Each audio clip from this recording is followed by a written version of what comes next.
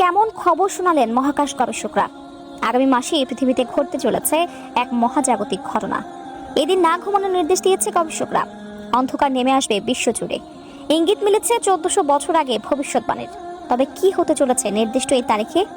প্রিয় দর্শক, আপনি যদি রাসূলুল্লাহ সাল্লাল্লাহু আলাইহি ওয়াসাল্লামকে বিশ্বাস করেন, অবশ্যই আলহামদুলিল্লাহ কমেন্ট করবেন এবং ভিডিওটি শেয়ার করে সকলকে সতর্ক করে দেবেন। মানবজাতির জন্য নয়, পুরো বিশ্বের জন্য এক নয়া আতঙ্ক শুরু হতে যাচ্ছে।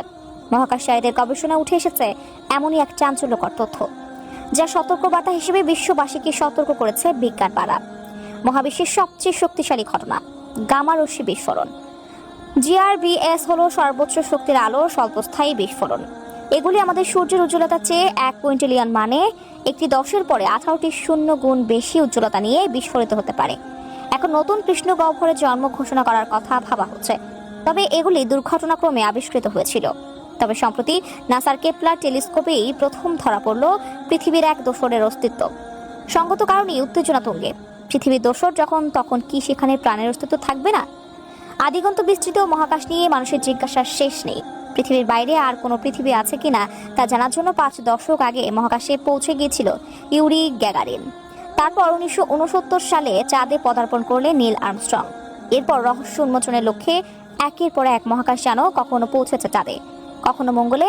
দূরবীনে বছরের পর বছর চোখ ঠেকিয়ে বসে রয়েছে মহাকাশ বিজ্ঞানীরা। সম্প্রতি ম্যাসাচুসেটস ইনস্টিটিউট অব টেকনোলজির গবেষকরা পৃথিবীর মতোই একটি গ্রহ আবিষ্কার করেছেন। একেবারে আমাদের পৃথিবীর মতোই আকৃতি তার। 2017 সালে মার্কিন মহাকাশ গবেষণা সংস্থা নাসার কেপলার টেলিস্কোপে প্রথম এই গ্রহ থেকে সংকেত আসে। গ্রহের নাম দেওয়া হয়েছে K2 315b। গ্রহটি নিজস্ব সৌরজগতে তার সূর্যকে প্রদক্ষিণ করে চলেছে বলে নিশ্চিত করেছে মহাকাশ বিজ্ঞানীরা। K2 তথ্য ব্যবহার করে নিয়ে 315টি নতুন গ্রহের সন্ধান মিলল মহাকাশে। গ্রহটির ভর সম্পর্কে এখনো তেমন কোনো চূড়ান্ত সিদ্ধান্তে আসতে পারেনি জ্যোতির্বিজ্ঞানীরা।